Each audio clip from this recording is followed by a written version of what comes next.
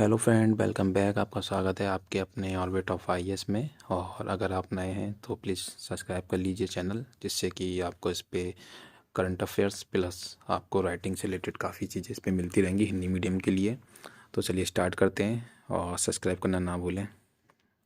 ये नवंबर का पार्ट 2 है, इसका 1 पार्ट भी आपको मिल जाएगा। तो सबसे पहले क्वेश्चन आपके सामने दिया हुआ है कि पेट्रोलियम निर्यातक देश जो एक संगठन है, ओपेक जिसे बोलते हैं, तो इसके संबंध में कथन 3 कथन दिए हैं, जिसमें पहला बोला गया है कि ओपेक एक स्थायी अंतर सरकारी संगठन है जिसका गठन जो है 1960 में बगदाद सम्मेलन में किया गया था। ठीक, नेक्स्ट है आपका 2019 तक ओपेक में जो है भारत सहित 13 सदस्य देश हैं। और दूसरा, ओपेक प्लस में रूस सहित 11 अतिरिक्त सहयोगी प्रमुख तेल उत्पादक देश शामिल हैं। तो देखिए, आपने अगर इसमें करंट अफेयर्स पढ़ा है इससे पहले भी, तो आपको पता होगा कि हमारा जो भारत है वो ओपेक का जो सदस्य देश नहीं है, क्योंकि इसमें जितनी भी तेल उत्पादन करती हैं वो वाली कंट्रियाँ आती हैं। तो इसमें हमारे 2 ऑप्शन सही हैं। और ओपेक प्लस जो है उसमें रूस सहित 11 अतिरिक्त सदस्य हैं जो तेल उत्पादक देश हैं। ठीक है, तो देखिए एक्सप्लेनेशन इस बार इन्होंने साथ साथ दे दिया है। तो यहाँ पर हम देख लेते हैं कि पेट्रोलियम निर्यातक देश के संगठन में क्या क्या है। तो पेट्रोलियम निर्यातक देश का संगठन जो है ओपेक एक स्थायी सरकारी संगठन है जिसका गठन जो है 1960 में बगदाद सम्मेलन में। और कौन कौन है इसके गठन के संस्थापक देश? ईरान, इराक, कुवैत, सऊदी अरब और वेनेजुएला द्वारा किया गया था। मुख्यालय वियना, ऑस्ट्रिया में है। ये आपको याद रख लेना है। और सदस्य देश किसी भी देश के लिए खुली है जो तेल का बड़ा निर्यातक और संगठन हो।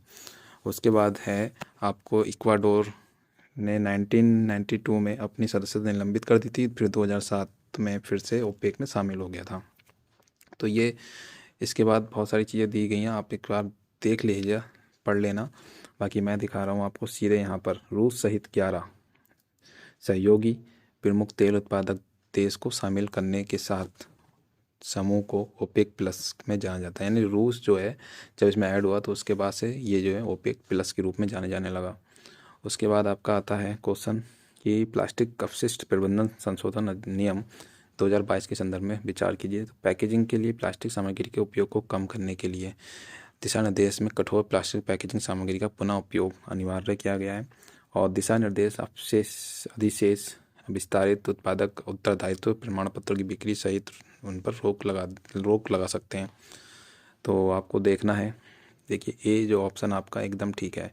यानी अगर बात करी जाए तो पैकेजिंग के लिए प्लास्टिक सामग्री के उपयोग को कम करने के लिए दिशा निर्देश कठोर प्लास्टिक पैकेजिंग सामग्री का उपयोग अनिवार्य है।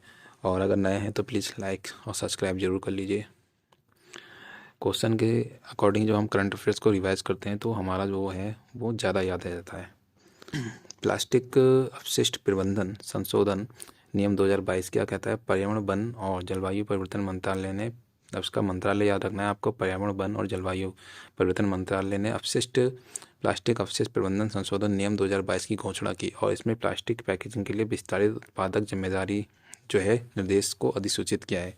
क्या है इसमें? तो ये आप देख लेना। पैकेजिंग के लिए सामग्री के उपयोग को कम करने के लिए, ठीक है, दिशा निर्देशों में कठोर प्लास्टिक पैकेजिंग सामग्री का उपयोग और अनिवार्य कर दिया गया है। पहला तो ठीक है। उसके बाद नीचे ये दिशा निर्देश जो है अधिशेष विस्तारित उत्पादक उत्तरदायित्व प्रमाण पत्रों की बिक्री एवं खरीद की अनुमति देता है। वहाँ पर क्या बोला था? अनुमति नहीं देता है, लेकिन यहाँ पर क्या है? उत्तरदायित्व प्रमाण पत्रों की बिक्री और खरीद की अनुमति देता है। और प्लास्टिक कचरा प्रबंधन हेतु बाजार तंत्र विकसित होगा। ठीक, नेक्स्ट आगे बढ़े। श्रेयस योजना के बारे में कथन विचार कीजिए। यह शिक्षा मंत्रालय द्वारा क्रियान्वित की गई है। ये योजना ओबीसी और जो आपका इकोनॉमिकल जो वीकर हैं उनका जो बीसी के लिए विदेशों में अध्ययन हेतु शैक्षणिक ऋण पर ब्याज अनुदान प्रदान करती है। और उसके बाद क्या है आपका? ये योजना उन्नत अध्ययन और अनुसंधान के लिए सालाना 1000 जूनियर रिसर्च फेलोशिप वित्तीय सहायता प्रदान करेगी। तो देखते हैं इसका आंसर क्या है। तो आपका बी, इसका 2 और 3 आंसर सही है। तो श्रेयस योजना जो है ओबीसी और जो आपके इकोनॉमिकल वीकर छात्रों के लिए श्रेयस योजना सामाजिक न्याय और अधिकारिता मंत्रालय द्वारा क्रियान्वित की जाती है, ना कि शिक्षा मंत्रालय द्वारा। तो आपको ये ध्यान रखना है कि ओबीसी जो हमारा और ये आपका ओबीसी और इकोनॉमिकल बीसी जो है छात्र हैं, आपके छात्रों के लिए सीरियस योजना लाई गई है, ठीक, और अधिकारिता मंत्रालय द्वारा क्रियान्वित की गई है। तो अधिकारिता यानी सामाजिक न्याय और अधिकारिता मंत्रालय है इसका, आपको शिक्षा मंत्रालय नहीं है। तो ये आपका पहला गलत है। और योजना दो घटक हैं, एक तो ओबीसी के लिए राष्ट्रीय फेलोशिप और अन्य पिछड़ा वर्ग ओबीसी और आर्थिक रूप से जो पिछड़े वर्ग हैं, ठीक है, उनके लिए जो है आपका विदेश में अध्ययन हेतु शैक्षणिक ऋण पर ब्याज अनुदान की डॉक्टर अंबेडकर क्षेत्र केंद्रीय योजना लाई गई है, ठीक है। और राष्ट्रीय फेलोशिप योजना जो है विभिन्न मान्यता प्राप्त विश्वविद्यालय, अनुसंधान वैज्ञानिक संस्थानों में उच्च शिक्षा, विशेष रूप से एमफिल तथा पीएचडी की पढ़ाई करने वाले ओबीसी छात्रों को वित्तीय सहायता प्रदान करना है। ये उन्नत अध्ययन और अनुसंधान के लिए सालाना 1000 जूनियर फेलोशिप जो है आपको देगा। आगे बढ़ते हैं। तो थोक मूल्य सूचकांक के बारे में आपको कथन बताना है कि WPI सेवाओं के साथ साथ वस्तुओं की कीमत में बदलाव को दर्शाता है। कि WPI जो आपका क्या करता है, सेवा के नहीं इंक्लूड करता है। तो ये पहला तो रॉन्ग ही हो गया, पहला रॉन्ग गया, तो इसका मेरे हिसाब से बी होना चाहिए आंसर। मैंने भी चेक नहीं किया, मैं भी देखता हूँ क्या है, ठीक है। तो सेवा इंक्लूड नहीं होती है इसमें। और वाणिज्यिक उद्योग मंत्रालय के अधीन आर्थिक सलाहकार कार्यालय द्वारा प्रकाशित किया जाता है। WPI के आधार पर 11-12 है। तो आपका 2 और 3 देखते हैं आंसर। 4 का बी बिल्कुल ठीक है, क्योंकि पहला वाला रॉन्ग था इसलिए। तो एक सबसे कैंसिल हो गया एलिमिनेट ऑप्शन के अकॉर्डिंग। तो CPI के विपरीत जो है WPI सेवाओं की कीमतों में बहुत परिवर्तन को नहीं दर्शाता है, जो है कीमतों परिवर्तन को नहीं दर्शाता, ठीक। दूसरा, भारत में WPI को वाणिज्य और उद्योग मंत्रालय के तहत संवर्धन और आंतरिक व्यापार विभाग के आर्थिक सलाहकार कार्यालय द्वारा प्रकाशित किया जाता है। दूसरा, WPI का आधार वर्ष आपको 11-12 दिया गया है। तो CPI के विपरीत WPI सेवाओं की कीमतों को परिवर्तन को नहीं दर्शाता। ये पहला क्वेश्चन आपका बता दिया है। Next, T cell acute lymphoblastic leukaemia के संबंध में निम्नलिखित पर विचार कीजिए।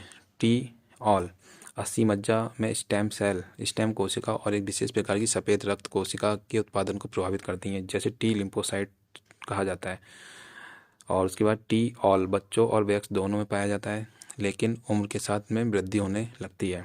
और इसकी विशेषता लिम्फोसाइट नामक अपरिपक्व श्वेत रक्त कोशिकाओं की तीव्रता और अनियंत्रित वृद्धि होती है। सो देखते हैं इसमें क्या आंसर आएगा का बी, ठीक है, बी। क्योंकि देख लेते हैं, जहाँ तक मेरा जो रीजन था वो ठीक होना चाहिए। टी सेल जो एक्यूट लिम्फोब्लास्टिक ल्यूकेमिया अस्थि मज्जा जो होती है आपकी बोन मैरो स्टेम कोशिका को प्रभावित करता है, जो एक विशेष प्रकार की सफ़ेद रक्त कोशिकाओं का उत्पादन करती है। तो अस्थि मज्जा जो स्टेम सेल कोशिकाओं को प्रभावित करता है, जो एक विशेष प्रकार की जो है सफ़ेद रक्त कोशिकाओं WBC उत्पादन करती है, जिन्हें लिम्फोसाइट्स सेल्स भी कहा जाता है। दूसरा, T all acute lymphocyte leukaemia एक प्रकार का रक्त कैंसर है। तो एक्यूट जो लिम्फोब्लास्टिक ल्यूकेमिया जो है एक प्रकार का क्या है, रक्त कैंसर है। और टी सेल बच्चों और वयस्क दोनों में पाया तो जाता है, लेकिन उम्र के साथ इनमें कमी आने लगती है। दूसरा कथन सही नहीं है, ठीक है। क्या बोल रहे हैं, टी जो बच्चों और वयस्क दोनों में पाया जाता है, लेकिन उम्र के साथ इनमें कमी आने लगती है। उस पर क्या बोला था कि उम्र के साथ वृद्धि होने लगती है, तो ये गलत हो गया, ठीक। और इनकी विशेषता जो है लिम्फोब्लास्टिक नामक अपरिपक्व श्वेत रक्त कोशिकाओं की तीव्र और अनियंत्रित वृद्धि है। फिर उसके बाद आपका है वन्यजीव और वनस्पतियों की विलुप्त प्राय प्रजातियों के अंतर्राष्ट्रीय व्यापार पर कन्वेंशन के संबंध में निम्नलिखित कथनों विचार कीजिए। साइट्स जो है आपका राष्ट्र के बीच एक वैश्विक समझौता है, राष्ट्रों के बीच वैश्विक समझौता है जो अंतर्राष्ट्रीय व्यापार पर मध्य में वन्यजीव वनस्पतियों के खतरों को रोककर प्रजातियों की सुरक्षा के लिए बनाया गया है। साइट्स की उत्पत्ति 1963 में IUCN के प्रस्ताव से हुई है। और साइट्स जो है यहाँ पर आप देख रहे हैं कि वन्य जीवों और 1963 में IUCN बैठक के प्रस्ताव से हुई है। और साइट्स जो है संरक्षण समझौते के बीच सबसे अधिक सदस्यता का दावा करता है, जिसमें वर्तमान में 184 पार्टियां शामिल हैं। देख लेते हैं इसका आंसर क्या होता है।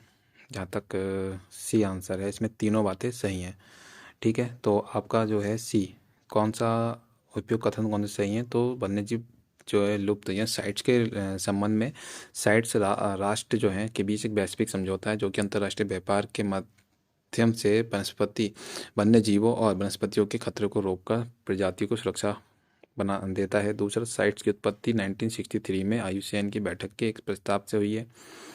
और साइट्स जो है संरक्षण समझौता के बीच सबसे अधिक सदस्यता का दावा करता है, इसमें वर्तमान में 84 पार्टियां हैं। ओके, सो यहाँ पर देखिए बहुत ही पहले से इन्होंने एक चीज़ और भी चेंज करी है। अब उसमें हार्डलाइन कर दिया है, मतलब जो भी इसमें हाईलाइटेड किया हुआ है जो ये इम्पोर्टेंट है। तो वन्यजीव एवं वनस्पतियों की लुप्तप्राय जो प्रजातियां अंतर्राष्ट्रीय व्यापार पर कन्वेंशन साइट्स की बात करें, सरकारों के बीच एक अंतर्राष्ट्रीय समझौता है और इसका उद्देश्य सुनिश्चित करना है कि वन्य जीवों और पौधों की प्रजातियों के अंतर्राष्ट्रीय व्यापार से प्रजातियों के अस्तित्व को खतरा उत्पन्न ना हो। तो साइट्स का मसौदा जो है 1963 में IUCN के सदस्यों की एक बैठक में अपनाए गए प्रस्ताव के परिमाण स्वरूप तैयार किया गया था और मार्च से 1973 में वाशिंगटन DC संयुक्त राज्य अमेरिका में 80 देशों के प्रतिनिधियों की एक बैठक में कन्वेंशन तथा अंततः सम्मति बनी और 1 जुलाई 1975 को साइट्स लागू किया। साइट्स जो है एक 1975 में लागू हुआ। साइट्स एक अंतर्राष्ट्रीय समझौता है जिसका राज्य और क्षेत्रीय आर्थिक एकीकरण संगठन स्वेच्छा से पालन करते हैं, जो कि राज्य कन्वेंशन से बंधे होने के लिए सहमत हैं। उन्हें पार्टियों के रूप में जाना जाता है। साइट्स पार्टियों का कानूनी रूप से बाध्यकारी है, तो ये आपको ध्यान में पार्टियों के रूप में जाना जाता है। साइट्स जो है पार्टियों पर कानूनी रूप से बाध्यकारी है।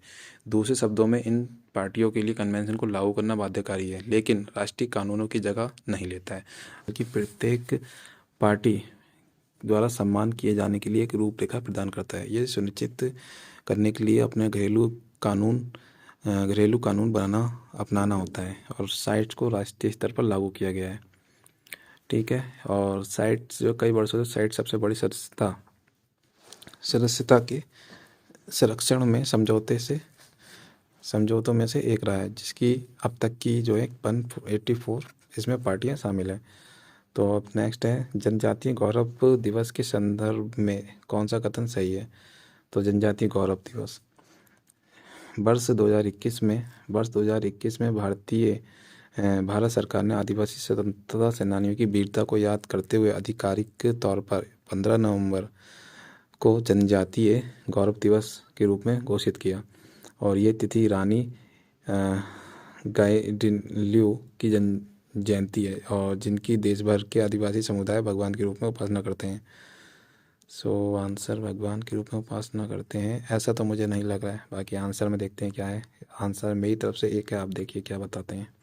ये आंसर बिल्कुल सही है, क्योंकि जनजातीय गौरव दिवस भारत सरकार ने 15 नवंबर को बहादुर आदिवासी स्वतंत्रता सेनानी की स्मृति को समर्पित जनजातीय गौरव दिवस के रूप में घोषित किया और ये घोषणा की कि 2021 के दौरान की गई थी। ठीक, उसके बाद जो है तिथि जो है कि श्री बिरसा मुंडा की जयंती है, जिनकी देश भर के आदिवासी समुदाय भगवान के रूप में उपासना करते हैं। ये कथन सही नहीं है।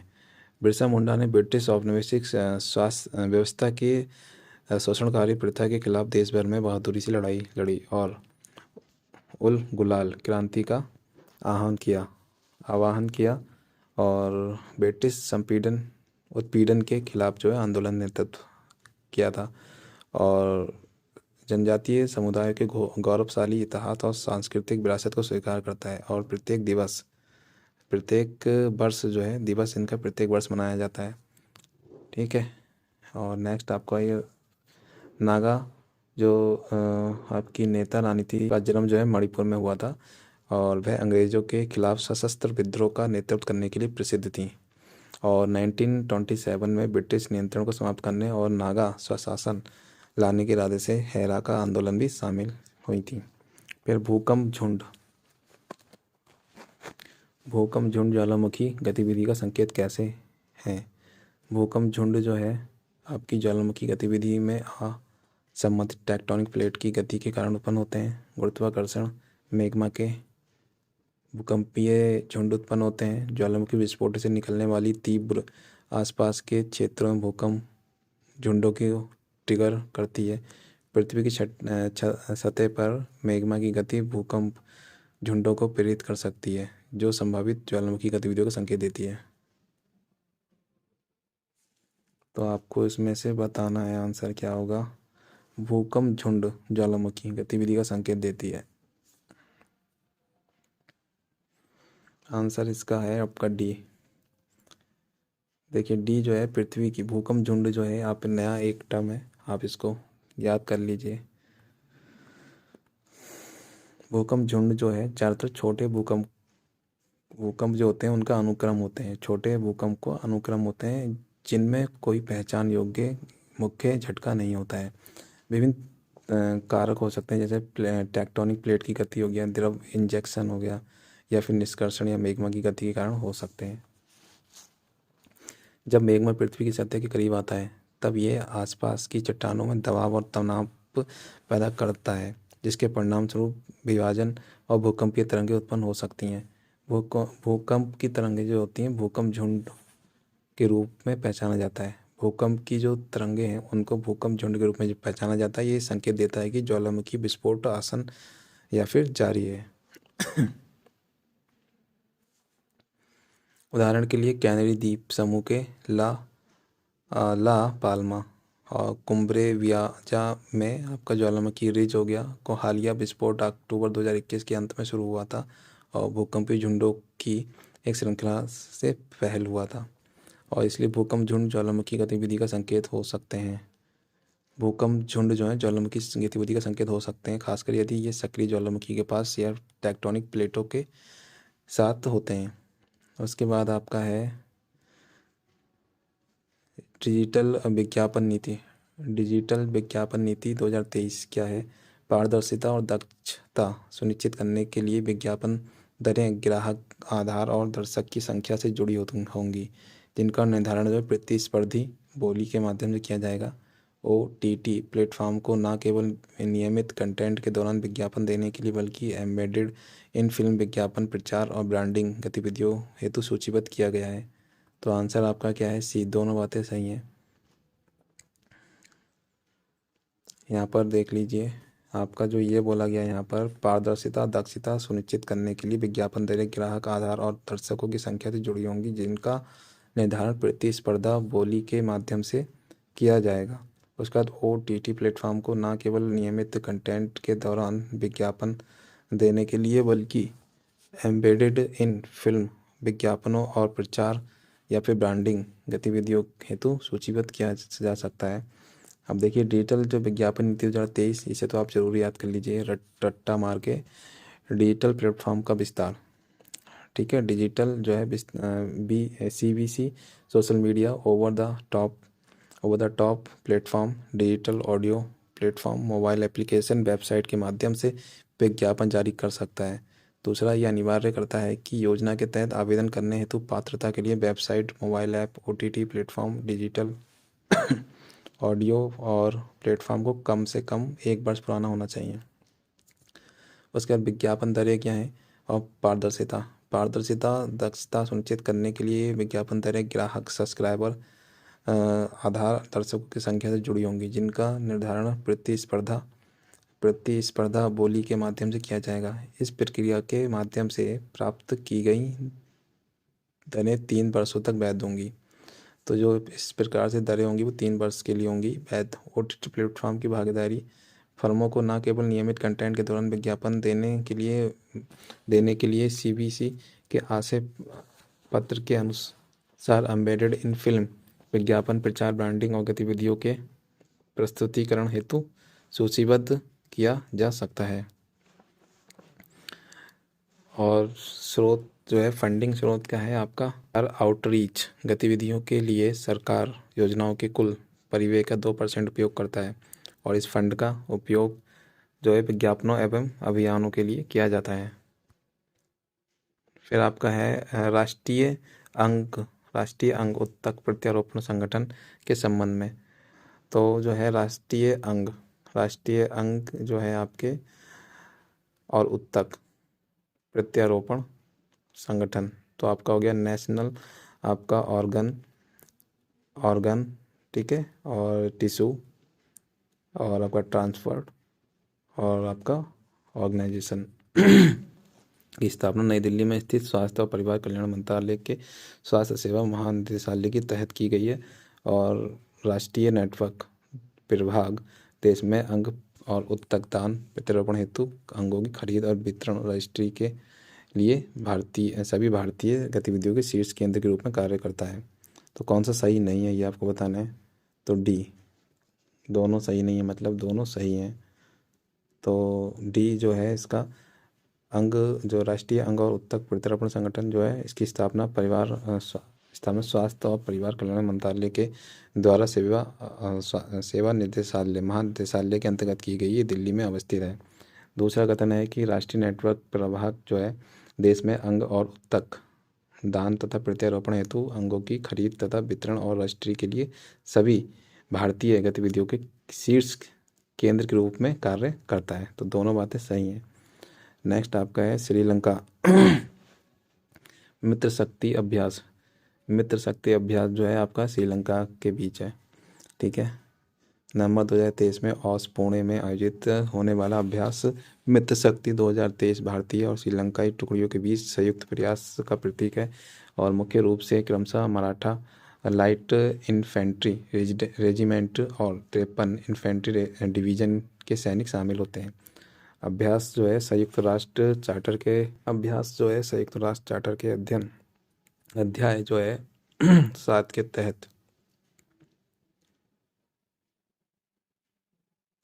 7 के तहत उप पारंपरिक संचालन का पूर्वाभ्यास का केंद्रित है।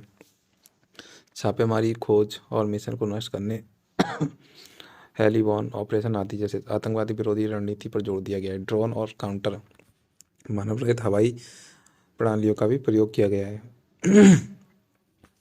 टैक्स हेवन एक ऐसा देश है जो विदेशियों को राजनीतिक आर्थिक रूप से स्थिर वातावरण में बहुत कम देयता प्रदान करता है। एक अपतटीय अपने गृह देश के अलावा किसी अन्य क्षेत्राधिकार में निगमित होती है। आंसर आपका इसमें सी, दोनों बातें इसमें सही बोली हैं। टैक्स हेवन सिटी के बारे में आपने सुना होगा। तो टैक्स हेवन आमतौर पर एक अपतटीय देश होता है जहां पर राजनीतिक और आर्थिक रूप से स्थिर परिस्थिति में विदेश से व्यक्तियों और व्यवसायों के लिए देयता बहुत कम या फिर नहीं के बराबर होती है। और अपतटीय कंपनी अपने गृह देश के अलावा किसी अन्य क्षेत्राधिकार में निगमित होती है। एक अपतटीय कंपनी स्थापित करने का मुख्य उद्देश्य किसी बाहरी देश में अनुकूल कर कानूनों या आर्थिक माहौल का लाभ उठाना है। ज्वालामुखी के संदर्भ में कथनों विचार कीजिए। ज्वालामुखी गतिविधियां प्लेट विवर्तन की गति और टकराव से जुड़ी हुई हैं। सक्रिय ज्वालामुखी में निरंतर प्रस्फुटन होता रहता है। ये मुख्यतः प्रशांत रिंग ऑफ फायर के निकट पाए जाते हैं। न्यूजीलैंड, दक्षिण पूर्व एशिया, जापान, अमेरिका। ग्वाटेमाला में सांता मारिया दुनिया में मौजूद विभिन्न निष्क्रिय ज्वालामुखी में से एक है। आंसर देखते हैं क्या है। दो ऊपर के तो ठीक लग रहे हैं, नीचे वाला और देखते हैं। बी आंसर, केवल दो ही सही हैं। दो कौन सी सही है ये हमें पहचानना है। तो पहला जो है ज्वालामुखी छिद्र खुला भाग होता है जो लावा, चट्टानें और भाप पृथ्वी के धरातल पर प्रकट होती हैं। अपने स्वयं के विस्फोटों, टेक्टोनिक प्लेटों की गति तथा टकराव दोनों के माध्यम से सामान्यतः परिणाम होते हैं। दूसरा ज्वालामुखी का प्रकार, विस्फोट की आवृत्ति के आधार पर सक्रिय ज्वालामुखी जो निरंतर प्रस्फुटन होता रहता है, मुख्यतः प्रशांत रिंग ऑफ फायर के निकट।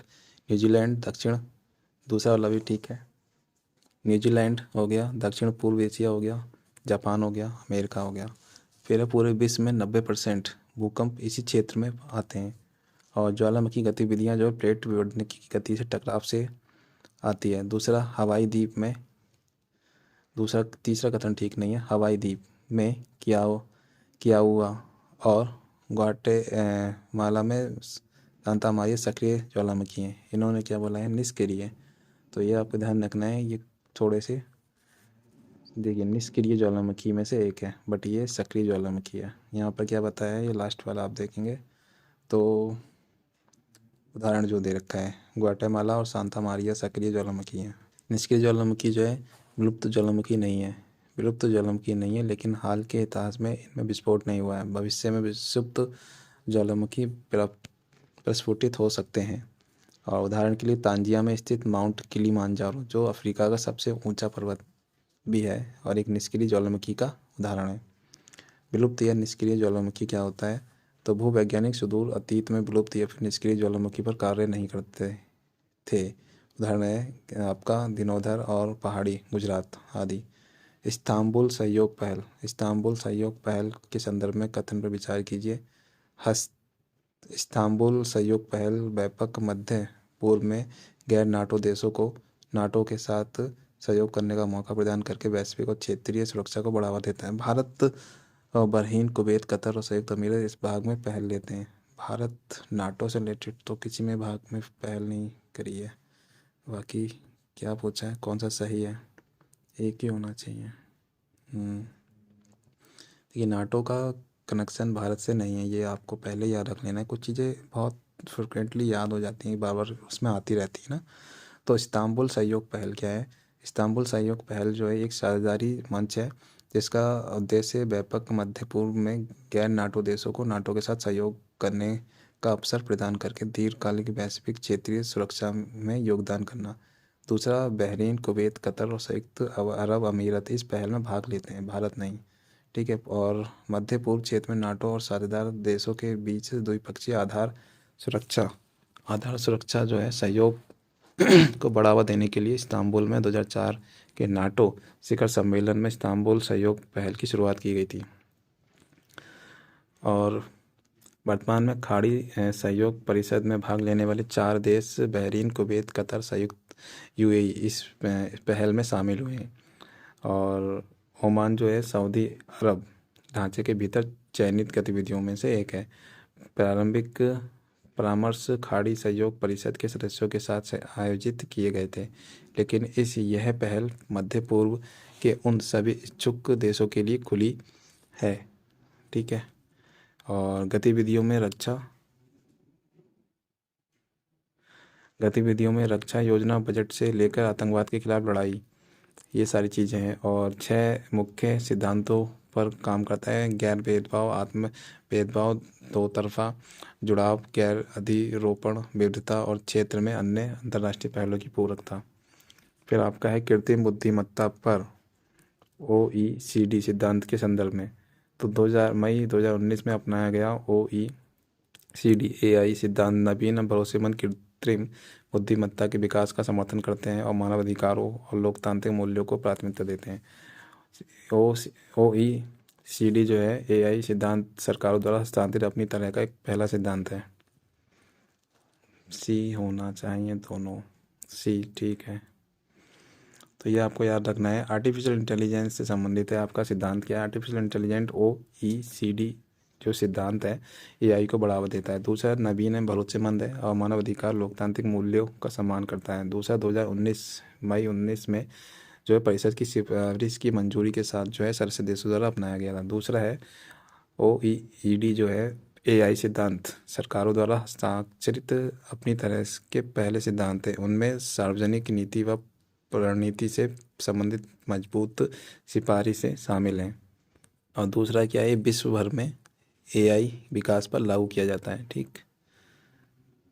और OECD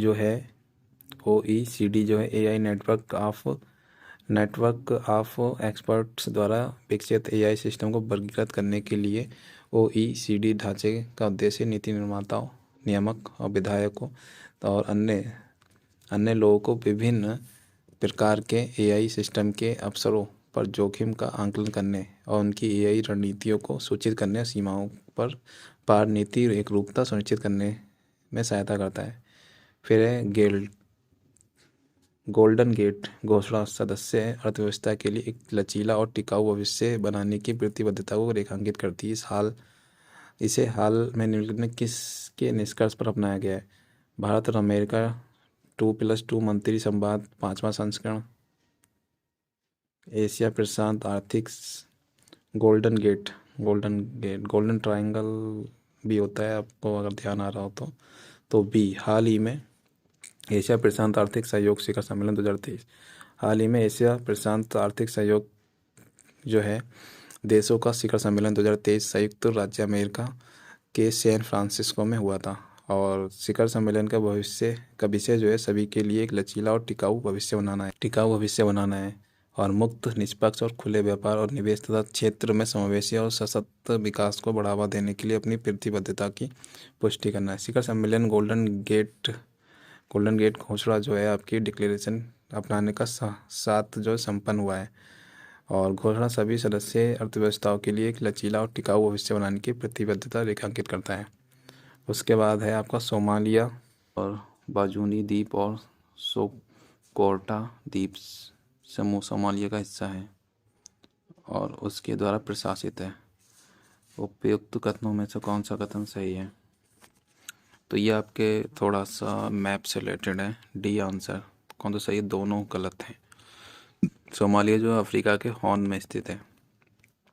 यहाँ पर क्या बोला है कि सोमालिया अफ्रीका के हॉर्न में स्थित है और सीमा उत्तर में अदन की खाड़ी और पूर्व में हिंद महासागर और पश्चिम में केन्या और इथोपिया, उत्तर पूर्व में जिबूती से लगती है। तो यह आपका जो है पहला कथन इसमें सही कह रहे थे वो गलत हो गया। सोमालिया अफ्रीका के हॉर्न में स्थित, इसकी सीमा उत्तर में अदन की खाड़ी और पूर्व में हिंद महासागर, पश्चिम में केन्या, इथोपिया तथा उत्तर पश्चिम की जिबूती से लगती है। और मोगदिशु और सोमालिया की राजधानी सबसे बड़ा शहर है। देश में शुष्क मैदानी पठारों और उच्च भूमियों और पर्वत श्रृंखलाओं सहित विविध परिदृश्य हैं। सोमालिया के उत्तरी भाग में गॉलिस पर्वत शामिल है, जबकि दक्षिणी क्षेत्र में जो है सवाना और घास के मैदान हैं। सोमालिया के तट पर कई द्वीप स्थित हैं, जिसमें बाजूनी और सोकोट्रो द्वीप समूह शामिल हैं। इसमें सोकोत्रा जो है आपका अब्द अल कुरी और समा जैसे द्वीप जो है शामिल है। हालांकि सोकोट्रो द्वीप समूह का प्रशासन यमन द्वारा किया जाता है। इसके बाद चिकनगुनिया मच्छर जनित बीमारी है जो कि आरएनए वायरस के कारण होती है।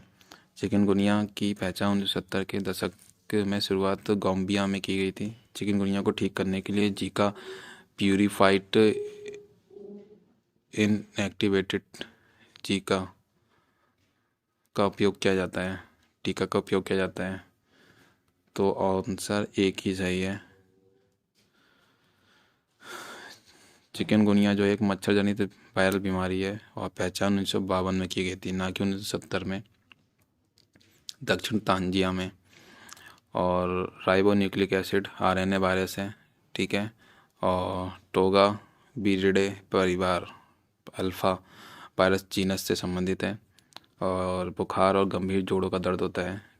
डेंगू जीका के लक्षण चिकनगुनिया के समान होते हैं। और Zika purified inactivated virus vaccine जो है कैंडिडेट में जानवरों और जीका वायरस से बचाने की जो है क्षमता दिखाई देती है। चिकनगुनिया का कोई इलाज नहीं है और रोग सूचक राहत ही प्राथमिक उपाय है। दर्द नाशक दवाओं और ज्वर नाशक दवाओं, आराम और पर्याप्त तरल पदार्थ का सेवन शामिल है। और संयुक्त राज्य अमेरिका और खाद्य औषध प्रशासन ने चिकनगुनिया के लिए विश्व में पहले टीके की मंजूरी दी है। टीके का नाम जो है ये है आपके सामने।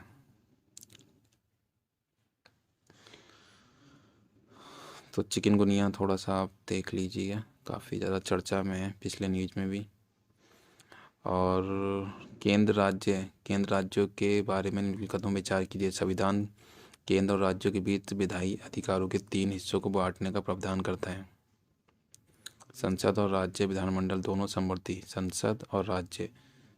समवर्ती सूची में किसी मामले में कानून बना सकते हैं। बाकी बचे विषयों के संबंध में कानून बनाने की शक्ति राज्यों के अंतर्गत आती है। आंसर इसमें कौन सा सही होगा? तो केवल बी, 2 आंसर इसमें सही है।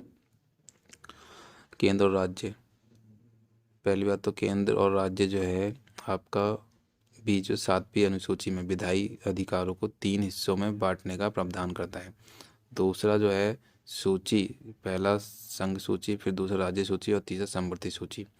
संसद और राज्य विधानमंडल दोनों समवर्ती सूची में किसी भी मामले में कानून बना सकते हैं। और सूची वर्तमान में 52 विषय हैं और मूल रूप से जो 473 विषय हैं, जैसे कि आपराधिक कानून, प्रक्रिया, नागरिक प्रक्रिया, विवाह एवं तलाक, जनसंख्या नियंत्रण एवं परिवार नियोजन, बिजली, श्रम कल्याण और आर्थिक सामाजिक नियोजन, औषधि, समाचार पत्र, किताबें, प्रिंटिंग इत्यादि।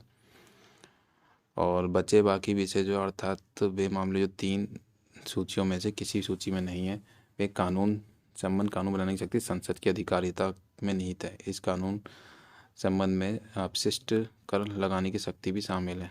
जो तीसरा इसमें सही नहीं है। इसने बोला है कि बचा हुआ कानून कौन बनाएगा? आपका राज्य नहीं, संसद को दे रखा है। ठीक, तो यहाँ पर आगे विश्व मौसम विज्ञान WMO के संदर्भ में कौन सा कथन सही बताना है?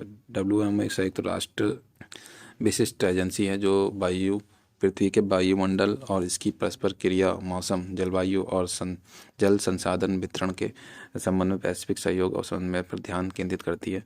भारत को अभी भी WMO का सदस्य बनना बाकी है। आपको पता है WMO का तो भारत सदस्य है। तो संयुक्त राष्ट्र एक विशेष एजेंसी के रूप में WMO पृथ्वी के वायुमंडल की स्थिति, व्यवहार और भूमि और महासागर को लेकर उनकी वार्ता, इससे उत्पन्न होने वाले मौसम व जलवायु एवं परिणाम स्वरूप जल संसाधनों के वितरण, अंतर्राष्ट्रीय सहयोग और समन्वय के लिए समर्पित है। WMO में 192 सदस्य राज्यों और क्षेत्रों की सदस्यता वाला एक अंतर सरकारी संगठन है। भारत भी WMO का सदस्य है, तो इतनी सी बात याद रखनी है। फिर IPC की धारा जो है 497 में अभी व्यक्ति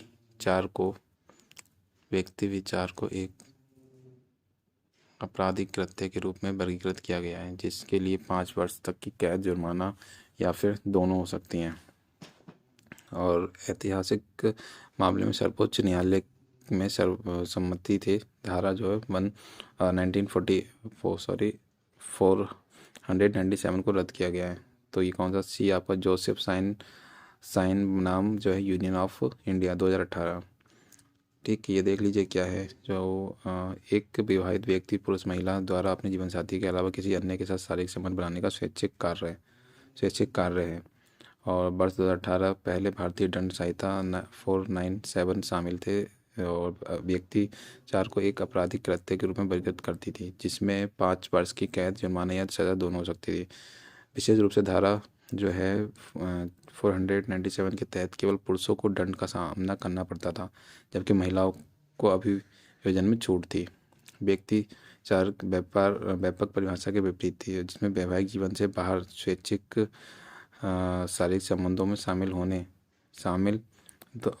दोनों लिंगों को शामिल किया गया है। जोसेफ साइन बनाम यूनियन ऑफ इंडिया 2018 में ऐतिहासिक फैसले में सर्वोच्च न्यायालय में सर्वसम्मति से धारा 497 को रद्द कर दिया है। सरकार ने भेदभाव संवैधानिक उल्लंघनों का प्रकाश डाला और भारतीय संविधान अनुच्छेद 14, 15, 21 पर जोर देते हुए समानता, गैर भेदभाव और जीवन की स्वतंत्रता की रक्षा की बात कही है। उसके बाद आपका आता है गिनी की खाड़ी के संबंध में। तो यह आपका जो है पूर्वी अफ्रीका तट पर अटलांटिक महासागर में प्रवेश का द्वार है। गिनी जो है आपकी गिनी की खाड़ी पश्चिमी अफ्रीकी तट पर अटलांटिक महासागर का प्रवेश द्वार है। और गैबोन में कैप लोपेज में, लाइबेरिया में कैप पाल मास तक पश्चिम की ओर फैला हुआ है। और प्राइम मेरिडियन एक भूमध्य रेखा के दक्षिण 0 डिग्री से 0 degree north 0 degree 0 minute north और 0 डिग्री 0 मिनट जो है आपका ईस्ट पर स्थित है। और गिनी की खाड़ी में गिरने वाली प्रमुख नदियाँ वोल्टा और नाइजर शामिल हैं। व्यापक समुद्री डकैती के कारण जो है गिनी की विश्व की सबसे खतरनाक खाड़ियों में से एक है, जिसमें अंतर्राष्ट्रीय देशों से सहित पश्चिमी अफ्रीका के कई देशों को गंभीर रूप से प्रभावित किया है। और गिनी में विश्व के कुल पेट्रोलियम भंडार का 35% से अधिक है। हीरा, यूरेनियम, तांबा आदि सहित कई खनिज पाए जाते हैं। गिनी की खाड़ी क्षेत्र के प्रमुख गतिविधियों में पेट्रोलियम अन्वेषण और खनन, गैस फ्लोरिंग, बंदरगाह संचालन, मत्स्य पालन आदि शामिल हैं। गिनी की खाड़ी में स्थित 16 तटीय देश हैं। अंगोला, बेनिन, कैमरून और कोटेडी और आइवर कांगो लोकतांत्रिक गणराज्य। फिर है कांगो जो आपका गणराज्य गिनी। और फिर Equatorial Guinea Bissau, Gabon, Nigeria, Ghana, Sao Tome, Principe और टोंगो, सियरा लियोन। तो ये आपको देख लीजिए, इस प्रकार से मैप है। ठीक, गल्फ ऑफ गिनी। फिर भूमध्य रेखीय वर्षा वनों के संदर्भ में ये वन आमतौर पर भूमध्य रेखा के उत्तर और दक्षिण में 10 डिग्री अक्षांश के अंतर्गत पाए जाते हैं। वे वन वर्ष भर लगातार उच्च तापमान के साथ उष्ण और आर्द्र जलवायु अनुभव करते हैं। भूमध्य रेखीय वर्षा वनों में वनस्पति की विशेष ऊंचे वृक्ष और एक घनी छतरी वाले वन धरातल को छाया प्रदान करते हैं, जिससे बहुस्तरीय परिस्थिति तंत्र बनता है। आंसर देखिए इसका क्या होगा, सी। तीनों बातें सही लग रही हैं, क्योंकि भूमध्य जो रेखा है वहाँ पर मतलब धूप का डेंसिटी जो बहुत ज़्यादा होती है, और वो सुबह मतलब दोपहर तक बादल बनते हैं, शाम तक बरस जाते हैं, तो वहाँ पर ये प्रक्रिया निरंतर चलती रहती है। और भूमध्य रेखा पर ही जो होता है आपका एक जो रावण की मात्रा होती है बहुत ही ज़्यादा, और इसके आजू बाजू से कम होती है। मतलब आप नॉर्थ में जाएंगे, साउथ में जाएंगे तो वहाँ पर कम, क्योंकि यहाँ पर वाटर का जो है बार बार वेपराइजेशन होता रहता है। आई थिंक एक बार आप देख लीजिए इसको भी, है ना। फिर भूमध्य रेखा के बारे में इन्होंने बता ही दिया है। भूमध्य रेखीय वर्षा वन क्या है? कटिबंधीय जो क्षेत्रों में भूमध्य रेखा के पास पाए जाने वाले हरे भरे जैव विविधता वाले वन है। आमतौर पर जो भूमध्य रेखा के उत्तर दक्षिण में 10 डिग्री अक्षांश के अंतर्गत स्थित होते हैं। इनमें समग्र वर्ष जो है उच्च तापमान और वर्षा जो है बनी रहती है। ओके। और प्रमुख विशेषता क्या है? जलवायु उष्ण आर्द्र की स्थिति, जहाँ पर वर्ष भर उच्च तापमान होता है और आमतौर पर 25 से 27 डिग्री टेम्परेचर होता है, और वहाँ भारी वर्षा होती है। अमूमन जो सालाना 2000 मिलीमीटर 80 इंच से अधिक की, और जिस कारण वर्षा वन कहा जाता है। जैव विविधता जो है सबसे विविध पारिस्थितिक तंत्रों में से एक है। पौधे और जीवों की प्रजातियों की अविश्वसनीय रूप से समृद्ध पाई जाती है। वनों में पेड़ों, पौधों, कीटों, पक्षियों और स्तनपायी जीवों और अन्य असंख्य प्रजातियां मौजूद होती हैं। कई क्षेत्रों के लिए स्थानिक भी हैं। वनस्पतीय जीव भूमध्य रेखा में ऊंचे वृक्ष पाए जाते हैं, गहन छतरियों के रूप में वन के छाया प्रदान करते हैं।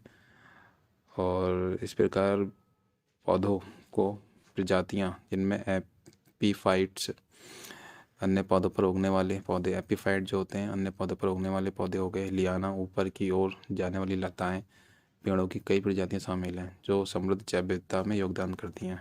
फिर आपका ये है कथन कौन सा सही है? कथन पढ़ लेते हैं। ईवी चेन्नैया जो है बनाम आंध्र प्रदेश राज्य, और 2004 में मामले में सर्वोच्च न्यायालय ने कहा कि केवल प्रधानमंत्री के पास SC और ST सूची बनाने एवं अधिसूचित करने का अधिकार है। 16 आर्टिकल 4 क्लॉज में ये अधिकार देता है कि राज्य SC ST के पक्ष में पदोन्नति के मामले में आरक्षण के लिए कोई भी प्रावधान कर सकता है यदि उनका राज्य के तहत जो है सेवाओं में पर्याप्त प्रतिनिधित्व नहीं है। ये बात तो ठीक लग रही है। आप अपना आंसर दीजिए, फिर मैं आंसर भी बता देता हूँ। तो 40 का जो है बी आंसर, ओनली बी वाला ही सही लग रहा है पहला तो, क्योंकि वो SC ST से रिलेटेड जो भी कानून है वो राष्ट्रपति को। बाकी देखते हैं क्या है। जातियों के भीतर उप वर्गीकरण। जातियों के भीतर उप वर्गीकरण आरक्षण और सकारात्मक कार्रवाइयों के अनुसूचित जाति और अनुसूचित जनजाति और अन्य पिछड़ा वर्ग मौजूद श्रेणियों के भीतर समूह को बनाने की प्रक्रिया को संदर्भित करता है। उप वर्गीकरण का उद्देश्य जो है अंतर श्रेणी असमानताओं का समाधान करना और समाज के सबसे वंचित और हाशिए पर रहने वाले वर्गों के बीच लाभ व अवसरों का अधिक जो है न्याय संगत वितरण सुनिश्चित करना है। तो उसके बाद है उप वर्गीकरण की वैधता क्या? ऐतिहासिक सर्वोच्च न्यायालय तक पहुँचे इस मामले में कानूनी चुनौती का सामना कर रहे पंजाब, बिहार, तमिलनाडु जैसे राज्यों ने उप जो है वर्गीकरण का प्रयास किया है। संवैधानिक दुविधा क्या है? भारत में सर्वोच्च न्यायालय में ईवी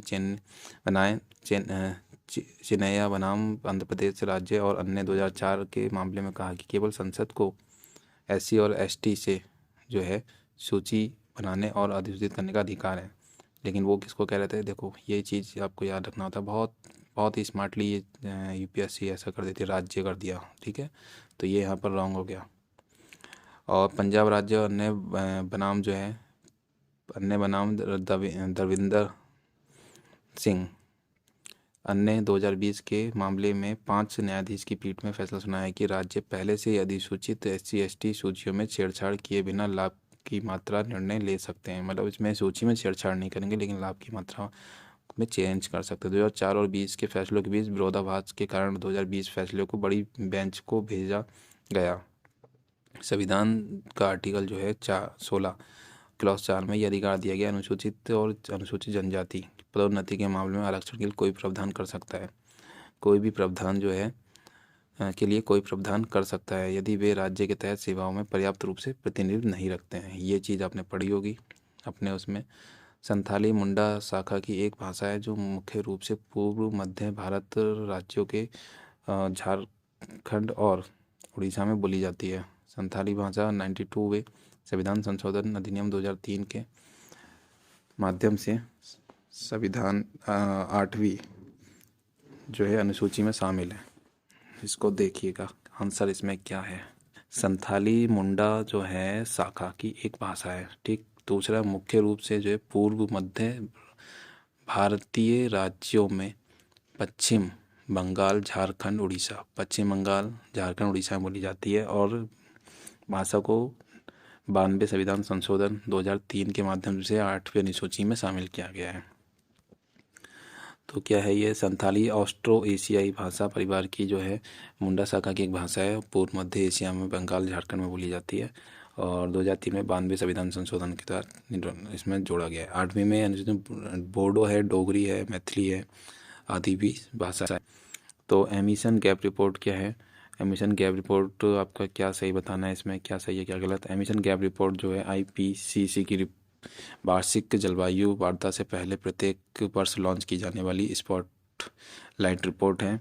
और आपका EGR वर्तमान में देशों की प्रतिबद्धताओं के साथ वैश्विक उत्सर्जन वार्मिंग को 1.5 डिग्री सेल्सियस तक सीमित करने के स्तर के बीच अंतर को ट्रैक करती है। तो कौन सा कथन सही है देख लेते हैं। आपके बी सही है। तो गैप जो है ये आपका उत्सर्जन रिपोर्ट जो है UNEP की वार्षिक जलवायु वार्ता से पहले हर वर्ष लॉन्च की जाने वाली स्पॉट जो है लाइट रिपोर्ट है और पहला कथन सही नहीं है जो ऊपर बताया गया है, ठीक। दूसरी बात है वर्तमान में जो है देशों की प्रतिबद्धता के साथ वैश्विक उत्सर्जन और वार्मिंग को जो है 1.5 डिग्री सेल्सियस तक सीमित करने के लिए बोला गया है। और पेरिस समझौते के तहत जो है आपका विश्व में इस सदी के अंत तक और पूर्व औद्योगिक स्तर से 2.5 से 2.9 डिग्री सेल्सियस तापमान बढ़ने की दिशा में अग्रसर है, जो बहुत ज़्यादा है ये। और पर्यावरण समझौता जिस जलवायु परिवर्तन और इसके नकारात्मक प्रभावों से संबोधित करके 15 को अपनाया गया था। भारत और ऑस्ट्रेलिया के संबंध में बताइए कौन सा कदम सही है। ऑस्ट्रेलिया 20 में म्यूचुअल लॉजिस्टिक सपोर्ट अरेंजमेंट का समापन किया और द्विपक्षीय अभ्यास मध्य से रॉयल नौसेना, ये दूसरा वाला तो ठीक है। हाल ही में दूसरी भारत ऑस्ट्रेलिया 2+2 मंत्री नई दिल्ली में आयोजित की गई। तीनों होने चाहिए। डी देखते हैं, डी बात सही है। तो ऑस्ट्रेलिया के पूर्व प्रधानमंत्री स्कॉट मॉरिसन और भारतीय प्रधानमंत्री नरेंद्र मोदी के बीच आभासी जो शिखर सम्मेलन के दौरान ऑस्ट्रेलिया और भारत ने 2020 में म्यूचुअल लॉजिस्टिक सपोर्ट अरेंजमेंट का समापन किया है और तेजी से जटिल सैन्य भागीदारी को सक्षम बनाता है और क्षेत्रीय मानव अपराधों के प्रति अधिक संयुक्त प्रतिक्रिया देता है। और फिर है प्रमुख द्विपक्षीय अभ्यास जो होता है इनका, ठीक है। ओशिनिक्स आपका जो है ये बहुत ही नॉर्मल सा, आप देखिए ऑस्ट्रेलिया लिखते हैं तो उसमें आपका ये होता है, इससे आपको पता लग जाता है, ठीक है। तो नाम से इसमें पता लग जाता है कि ये इंडिया और ऑस्ट्रेलिया के बीच में है और रॉयल ऑस्ट्रेलिया नौसेना भारतीय नौसेना के बीच है, ठीक है। और नेक्स्ट जून 2020 में ऑस्ट्रेलिया भारत ने अपने सचिवों की 2+2 वार्ता रक्षा और विदेश मंत्रालयों को मंत्री स्तर पर उन्नत किया था। भारत दूसरी भारत की जो और ऑस्ट्रेलिया की 2+2 मंत्री नई वार्ता दिल्ली में आयोजित की गई थी। उसके बाद है जवाहर सुरंग हिमालय की पूर्व पीर पंजाल श्रृंखला में रोहतांग दर्रे के नीचे निर्मित एक राजमार्ग सुरंग है। अटल सुरंग श्रीनगर जम्मू कश्मीर के बीच सड़क संपर्क की सुविधा प्रदान करती है। और आपका सिल्कियारा जो है वार्ड कोट जो सुरंग केंद्र सरकार की महत्वाकांक्षी चार धाम ऑल वेदर रोड परियोजना का हिस्सा है। तो इसमें आंसर केवल एक कथन सही है। तो अटल सुरंग जो है रोहतांग दर्रे के रूप में जानी जाती है। हिमाचल प्रदेश से लेह मनाली मार्ग पर हिमाचल की पूर्वी पीर पंजाल श्रृंखला में रोहतांग दर्रे के नीचे बनी एक राजमार्ग है। पहला कथन इसमें सही नहीं है जो ऊपर दिया था। फिर जवाहर सुरंग जो है इसे बनिहाल सुरंग भी कहा जाता है। लंबाई 2.85 किलोमीटर है।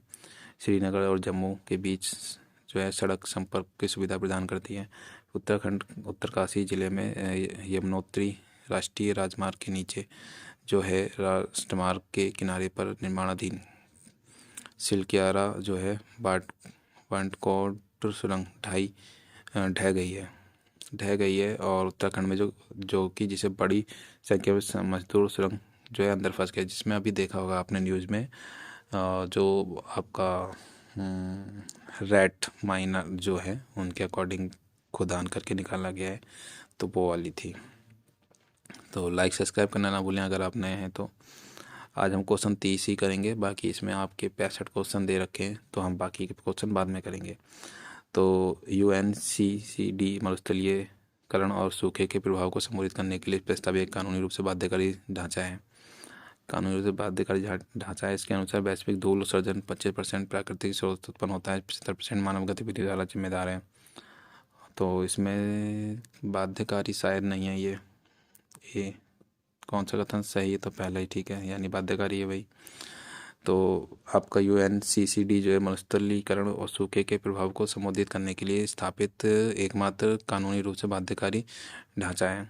वर्तमान कन्वेंशन 1970 पार्टियां हैं, इसमें 1906 देश यूरोपीय संघ शामिल भी हैं।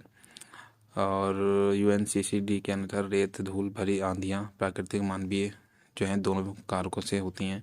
वैश्विक धूल उत्सर्जन का 75% दुनिया के शुष्क क्षेत्रों में प्रकाशित स्रोतों से उत्पन्न होता है। और अति शुष्क क्षेत्र स्थलाकृति अवसाद और फिर शुष्क जो है प्राचीन झील तल हो गया। 25% से मानव गतिविधियों जो कृषि को आदि को देते हैं। फिर हरियाणा के निजी क्षेत्र कोटा कानून के संदर्भ में बताइए। हरियाणा राज्य स्थानीय उम्मीदवार का रोजगार अधिनियम 2020 निजी क्षेत्र की नौकरियों में स्थानीय उम्मीदवारों को 75% आरक्षण प्रदान कर दिया है इन्होंने। 10% या अधिक कर्मचारियों वाले नियोक्ता शामिल थे, लेकिन केंद्र और राज्य सरकारों में उनके संगठन में छूट थी। हरियाणा राज्य निवासी जो स्थायी उम्मीदवार और निर्दिष्ट ऑनलाइन पोर्टल पंजीकरण आरक्षण प्रदान के लाभ उठा सकते हैं। तो पहला ठीक लग रहा है और तीसरा भी सुना हुआ ही है, बाकी इसका देखते हैं। तीनों कथन सही हैं, देख लीजिए, काफ़ी हरियाणा के रिलेटेड है। हरियाणा जो है उम्मीदवारों को रोजगार अधिनियम 2020 से राज्य सरकार द्वारा 21 मार्च 21 में अधिनियमित किया गया था। कानून में 30,000 रुपये मूल रूप से 50,000 रुपये को से कम मासिक वेतन वाले निजी क्षेत्र में रोजगार स्थानीय उम्मीदवारों के लिए 10 वर्षों तक जो है 75% का आरक्षण प्रदान किया जाएगा। तो ठीक है। दूसरा, केंद्र और राज्य सरकार संगठनों को छूट भी थी 10 या फिर से अधिक जो है नियोक्ता वाले। और इसके आपने नोट्स शायद आपने बना रखा हो, उसमें पढ़ा हो, मुझे ध्यान आ रहा है मैंने पढ़ा हुआ है ये नोट्स। कानून के अनुसार नियोक्ता को अपने कर्मचारियों को सरकारी पोर्टल पर पंजीकृत करना होगा और स्थानीय उम्मीदवारों के लिए अधिवास प्रमाण पत्र प्राप्त करना होगा। हरियाणा निवासी जो स्थानीय उम्मीदवार को और एक निर्दिष्ट ऑनलाइन पोर्टल का पंजीकरण करके आरक्षण का लाभ उठा सकता है।